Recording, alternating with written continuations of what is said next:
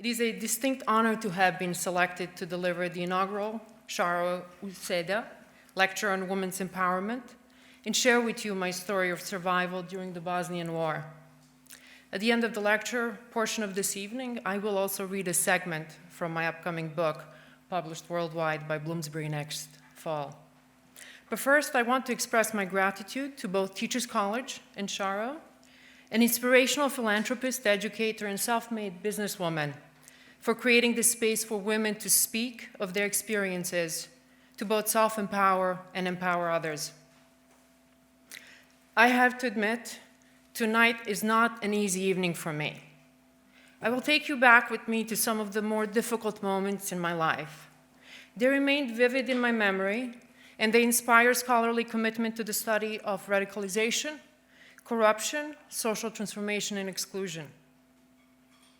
But as anyone who has lived through trauma knows, we tend to internalize tragic experiences rather than place them on a public display. I'm here to share with you how I have learned to cope with discrimination, war, and loss, but I'm also here for the following 3 reasons. First, I feel responsibility to speak on behalf of my friends, classmates, and relatives who have been raped, killed, and tortured simply for who they are. They will never have their chance to speak before an audience like this. Secondly, a Bosnian story of ethnic persecution of a young Muslim woman may seem distant and perhaps not relatable to many of you. But the violence and exclusion we're witnessing today in the United States mirror my own story. Whether one is targeted because of the color of their skin, because of the God they choose to pray to, because of who they want to love, because of their ethnic origin, their immigrant background, their poverty, their physical disability or mental illness, their exclusion echoes my own. And the third reason why I stand before you is that I know there's both empathy and intellectual power in this room tonight, and both are needed to bring our communities closer together and compel us to collective action, both professionally and personally. I will begin by sharing a bit of background on the Bosnian War, especially for those of you not familiar with the reasons behind the war. I grew up in a small town of Bihać, in the former Yugoslavia, in the Republic of Bosnia and Herzegovina. At the time, Yugoslavia consisted of 6 republics and 2 autonomous regions. But the Republic of Serbia was really the dominant player and in control of the nation's politics, economy, and military. As the communism came to an end in early 1990s, this cobbled together nation of Yugoslavia started to fall apart, and individual republics sought their independence. Instead of independence and equal rights for all, Serbia wanted to turn Yugoslavia into an ethnically cleansed and imagined nation called Greater Serbia. This led to multiple wars. First, Serbia attacked Slovenia, then occupied a portion of Croatia bordering Bosnia near my hometown. Bosnia was more ethnically diverse than any other republic in the former Yugoslavia. So once Serbia attacked Bosnia and received support from the local Bosnian Serbs, the bloodshed was particularly gruesome. Bosnian Muslims stood in the way of ethnically clean Greater Serbia. So one of Serbia's key military and political goals became the ethnic cleansing of Bosnian Muslims. I was one of those Muslims. I remember growing up in the former Yugoslavia as a young girl feeling marginalized in our educational system. I fantasized about encountering Amra as the main character in one of my school readings, perhaps depicted as an excellent student, or a funny girl, or a good friend. But Muslim girls with names like Amra were invisible to our educational system. We were not present in our school readings. We only lived in the popular culture, in jokes that ridiculed Bosnian Muslims as stupid and worthless. I knew I was being educated into seeing myself as a lesser. Though I was a young girl then, I desperately wanted to belong. and experience respect in my own community. I thought the only way to another myself was to distance myself from my Muslim identity. I never once prayed. I never talked about my Muslim identity. I stayed away from Islam as if it were a plague. Instead, I focused on winning every academic competition I could win and studied until I would master each subject to perfection to show I was worthy of acceptance and respect. Education was my savior and my only outlet for action. But neither my silence nor my academic efforts changed how that world saw me. I realized that in June of 1992 when Serbs besieged my city. Serb artillery was placed on the hills around Bihać, and we no longer had access to food, electricity, phones, or the outside world. Serbs got to frame the Bosnia's narrative to the world. They were bombing and killing us daily, under the military siege for longer than the infamous siege of Leningrad lasted in the World War II. Of everything I had to eat to survive those years, I had the hardest time eating cow's udder. Even when cooked for hours, it still felt as if I was eating a piece of tire. On the other days, my brother and I would be feeling sick and starved and unable to get out of bed. Several times, on my way to school and once to see my father, who was hospitalized, I had passed out in the street. Death defined the next 4 years of my life, and that of most Bosnian Muslims. Here I would like to share with you a few photos from Bosnia to give you a sense of the extent and nature of violence against Bosnian Muslims. The first photo is from one of Srebrenica genocide's mass graves, where over 8,000 Muslims were killed in 2 days, in July of 1995. The second photo is of a Muslim begging for his life. Third speaks for itself. It's a concentration camp Serbs ran for Bosnian Muslims and Croats. The next photo is the most memorable photo for me, of a doll found on a mass grave.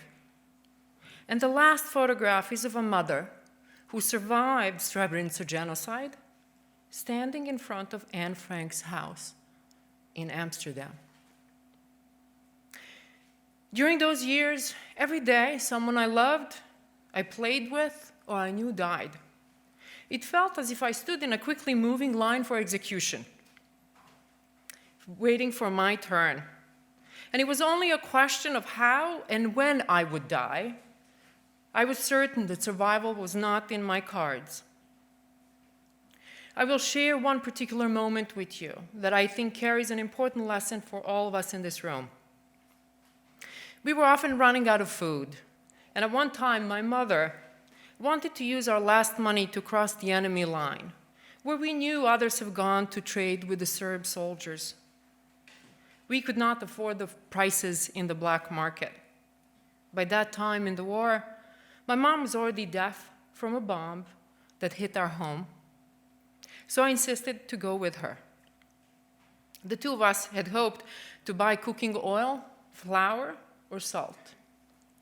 One day we crossed into no man's land between the Serb and Bosnian soldiers.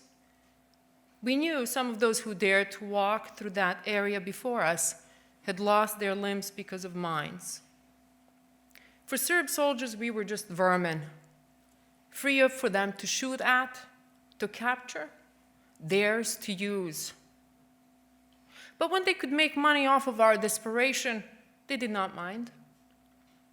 When my mom and I got to them, they laughed at us and our audacity to stand in front of their bunkers and artillery. We asked if they had any food they could sell to us. Within minutes, one of the drunken soldiers grabbed me, and as my mother struggled to pull me away, a Muslim soldier fired a shot to help us escape. Shooting ensued, and before too long, my mother and I were back to running and crawling through the minefield. I didn't even think about being blown up. Anything was better than being raped by those leering, cruel men. I cried on our way back home, realizing that my life was miserable.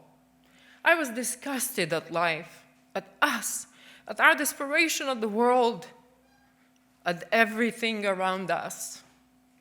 All of humanity was infected with hate. And all of this was happening to me because I'm a Muslim.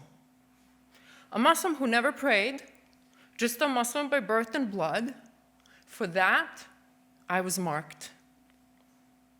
I share this story not to have you feel sorry for what I had lived through, but in hope that when you next see an image of a toddler drowned next to his father on the US border with Mexico, or when you see a Syrian boy wash off the shores of the Mediterranean Sea, that you remember my story and the risks one is willing to take to survive.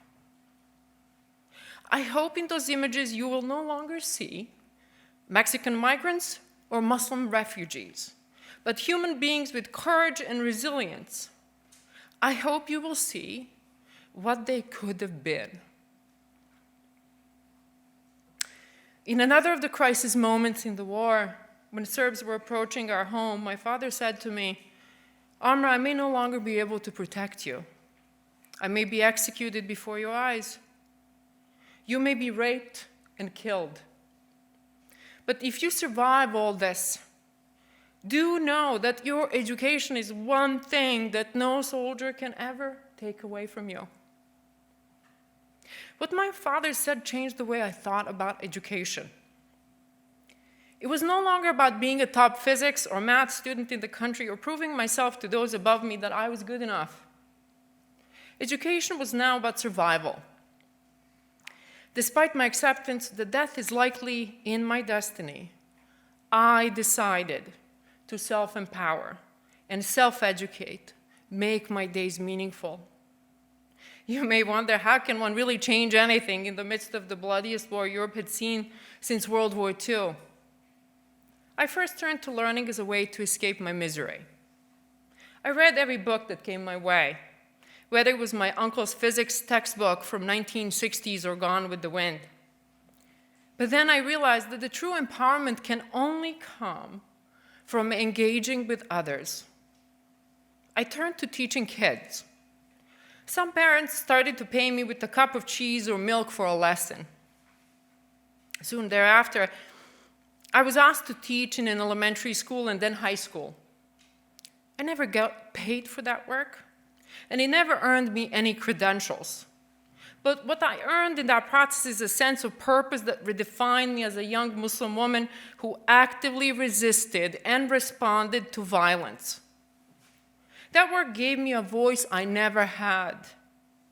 No matter how many muzzles were pointed at me from that point on, I was now determined to self-empower and empower those around me. This year marks 25 years since I first walked into a classroom as a teenager, yet a teacher. A few weeks ago, I received a thank you note from a young man who heard about my lecture tonight and whom I taught during the war when he was in 5th grade. He's now a biomedical engineer here in the United States. He said, "I helped him get where he is today, but it was really he who helped me get where I am today." Genuine activism is both self-empowering and empowering. It helped me transition from a silenced and marginalized individual into a young woman driven by engagement and education, which till today remain my responses to violence and hatred. Aside from teaching during the war, I started working with international NGOs coming to Bosnia. I wrote letters on behalf of young Muslim women calling on the international actors to act and end mass rapes and ethnic cleansing. With local nurses and doctors, I organized vaccination of children, even when it required that I put my life on the line. I memorialized and processed morbid levels of fear, loss, and pain by writing poetry and teaching myself English. As the war neared its end, many parts of me were and are still broken. I cannot undo what has been done. Years of my life and people I loved were stolen from me. But other elements of who I had become grew stronger, more resilient, and determined. I know exactly who I have become, and I know I will spend the rest of my life resisting and challenging any and all forms of othering. In doing so, I have empowered and thus unothered myself. That new and empowered voice gave me strength to leave Bosnia after the war ended and immigrate into the United States in January of 1996 with $20 in my pocket. If the current political narrative dictated policies of that time, I would have been banned from entering the United States, coming from a war-torn Bosnia. I would have been seen and defined as a radicalization threat. I recalled the moment I approached a US immigration officer and how much I feared seeing a man in uniform. He was taking a very long time to examine my paperwork and passport while I trembled. But then he reached out with his hand and slightly touched my fingertips as I was holding onto the counter of his window. He said, "Ma'am, welcome to the United States of America. You are safe now." With those words, he revived my belief in humanity, and he embodies my hope for America. I wish for nothing more but for my story to serve as a reminder that each and every one of us deserves to feel equally safe and welcome in the United States of America.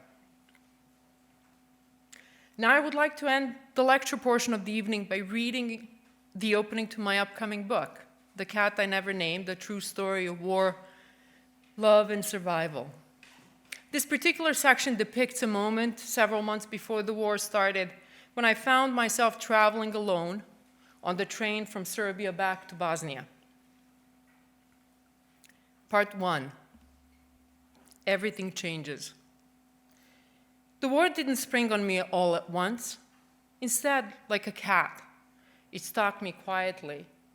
There might have been a rustle of leaves, a glint of golden eye, but like a mouse, I didn't believe it was there until it pounced. 1992, Chapter 1. Math, puzzles, logic, ciphers, my brain is still whirling from the battery of tests as I ride the train from Belgrade, Serbia, back home to Bihać, Bosnia. The tracks push westward, the setting sun gilding the hillsides. Families, mothers, children patter and laugh, scold and squeal in a comfortable cacophony that lets me almost doze off. I'm sleepy from a long day of tests, and I'll be lucky to get home by 1 a.m. A few stops later, the families get off, soldiers get on, and I realize with a sinking feeling of terror that I will be lucky to get home at all. I lower my eyes at once as the rough men stomp down the aisles. I don't have to look. I know what they look like. Dressed in black with weird tall hats. They all have beards, wild hair like savages. They all have hate in their eyes for anything that is not Serb. They're Chetniks. Worst of the worst Serbian nationalists. I saw them all over the streets of Belgrade spouting their slogans of hate. "Aren't you afraid?" I'd asked my cousin Jana. "It's not a big deal," she'd replied with an indifferent shrug. People feel like they can just say anything these days. But when these soldiers invade my train, I fear that they will have far more than words for this lone teenage Muslim girl. Within seconds, the stench of them fills the train car. It's aggressively masculine, rank as wild dogs, sweat, liquor, grease, and gunpowder. They jangle like marchers in a macabre parade as their belts and bandoliers full of ammunition clang. "Did you hear the way he begged for his life?" one barks.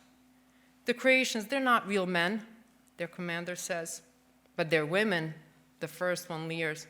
black-eyed angels. Nothing to compare with Balije women, though, a soldier says. Balije is an insulting word for Muslims. I've heard they're like rabbits, eager and soft. The commander cuffs him on the head and he reels drunkenly. You don't fall in love with them, you idiot. You put Serb seed in their bellies. He grabs the soldier by the collar. You wipe them out generation by generation. You dilute their unclean blood. You honor them with half-served babies. And one day they will be gone from this earth, and only Serbs will remain. Another Chetnik chuckles menacingly. I don't think they realize they're being honored. One I had screamed so loud. Their conversation is lost as they head to the back of the train. I tuck up my knees, curling myself as small as possible as I fix my eyes out the window. I want to run off this train, but would that be any better? I'm still in a Serb-controlled region. At least now I'm heading home. I can't decide, and then it's too late. The train is moving again. My parents are such fools. I rage inwardly. Anger feels better than the stark terror that is my only alternative, but I can't keep it up. My parents are naive, good, hopeful, innocent. They fervently believe that humankind is fundamentally good.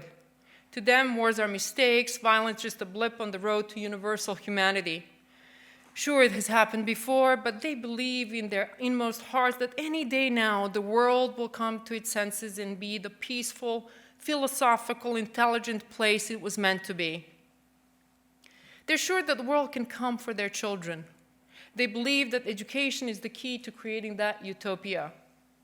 To that end, I recently took a bunch of tests in my hometown: maths, logic, world puzzles, general knowledge. The results surprised even me. I have a friend whose mother works in the Bureau of Statistics. Who is this Amra girl? The mother asked her. She got 100% on some of these tests. No one has done that in her generation. I was proud, but my parents were giddy. You can do anything, Amra, they told me. Just follow through, never give up on your education, no matter what happens. It's the most important thing. That's why they put me on a train to Belgrade, in the heart of Serbia. It was the only place to take the next and highest level of tests. It was also in a place where the majority of citizens would hate me if only they knew what I was. Already the Serbs are in outright war with Croatians. Croatians want independence. Serbs want control and land. I don't know if the Serbs actually hate the Croatians. Soon the Serbs will be coming for Bosnia, and there's no doubt at all how the Serbs feel about Bosnian Muslims. They hate us. They think we're subhuman. If these soldiers have done such horrific things in Croatia, what will they do in Bosnia? Once a dictator kept the country together. Now Yugoslavia is falling apart. Trapped on this train with state-sponsored murderers and rapists who are boasting of their crimes, I truly realized for the first time that I can be hated by a stranger simply for who I am, for the way I was born. My only protection now is that these Chetniks don't know I'm Muslim. They roar drunkenly behind me, even their songs are violent. Now they're singing about their hero, Draža Mihailović, who gleefully slaughtered Muslims in the World War II. They sing it without shame. They're proud of the mass slaughter they contemplate. I sneak a look behind me. These beasts are part of our army, the official Yugoslav National Army that's supposed to protect all of our multi-ethnic nation. Muslims, Serbs, and Croats alike. But these men are all Serbs. Some still wear the official YNA uniform, but most of them have switched to Chetnik dress and insignia. They have officially declared that they are the army of the Serbs, not the army of Yugoslavia. Henceforth, Yugoslavia will be only for their kind. I stare too long, and one of them catches my eye. Instantly, I spin frontward, looking hard at the seat back, hoping against hope that a train official or ticket taker will come into our car now. But even they don't want to deal with drunken soldiers. I'm utterly alone as one of the men rises unsteadily to his feet, takes a swig from an amber bottle, and staggers my way. When he leans over my seat, I smell the alcoholic, unwashed stench of him. His long beard is matted and greasy, with his strange clothes and hat, his bloodshot eyes. He looks like the scariest character out of a children's book, an ogre who snatches unwary children and drags them to his lair. "Hello, young Srpkinjo," he says, young Serb woman. A tiny part of me relaxes. He uses a friendly, familiar greeting. He thinks I'm Serb like him. And how could he tell? Muslim women here don't wear hijabs. We don't speak Arabic or recite the Quran. We're Muslims of birth, of ethnicity, not religion, really. I have brown hair, fair skin, brown eyes. I probably do look like this Chetnik's sister. What if I pointed that out to him? If I said, if you can't tell the difference, maybe there is no difference. Maybe we're all just people. Would he change? Would he go home and preach that change to his family? Of course I don't dare. Of course he would just say I'm a sneaky, lying Muslim bitch out to trick him and steal his country. And once he knew I wasn't one of his own people, he would consider my body his to do with as he chose. He and the other soldiers would feel free to beat me, to rape me, and they would never feel a spark of remorse about it. I tried to look polite and shy instead of quaking and terrified. A well-brought-up Serb girl wouldn't speak to a soldier alone on a train. "Want a drink, sweetheart? It's a chilly night." He thrusts the bottle at me. Some of it splashes on my tie. Its acrid smell curls in my nostrils. I put on as much of a Belgrade accent as I can and say, "No, thank you." I even try to smile. "You shouldn't travel alone, you know," he says, looking honestly concerned. "The country's a mess. There are dangerous men around. But don't worry, you have the Chetniks to protect you." He sways down the aisle back to his seat, and I hear them talking about how easy it will be to drive the Croats from their homes. Where there's one Serb, there it is Serbia, they shout. Serbia do Tokyo. Serbia to Tokyo. That phrase had innocent origins when the Serbs won a big soccer match in Tokyo, but they've come to use it as a nationalist slogan, proclaiming the desire to dominate the world. They're traveling my route. They will pass through my hometown, but they will not stop there. My home is near the Bosnian-Croatian border. These soldiers will travel on, just across the border, where they will kill and maim and rape any non-Serb they can catch. And tonight, they sing about it. They celebrate the slaughter that is to come. My city has been safe so far. If I can just get to the Bihać station, I will be fine. My city is cosmopolitan, peaceful. Muslims, Croats, and Serbs have lived in harmony there for generations. Home is safe.